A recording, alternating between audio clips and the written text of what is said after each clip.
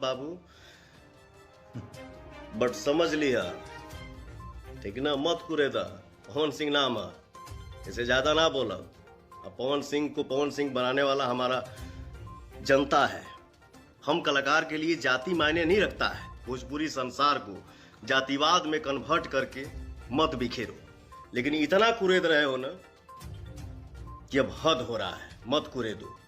1.5-2 साल से ना मतलब लग रहा है कि उसका यही मिशन, यही मुद्दा है कि पवन सिंह के छवि को, पवन सिंह के इमेज को मतलब कितना गिरा दे। इन कुछ बंदों में से एक बंदा है, बहुत सारा आंधी तूफान आया, आज तक मैंने किसी को जवाब भी नहीं दिया और ना ही किसी का नाम लिया, और ना ही इसका भी अभी नाम लूंगा।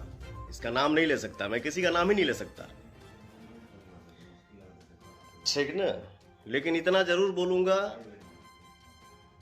मुझे जहां तक आशा है कि वो इस लाइव को भी देख रहा होगा। बाबू,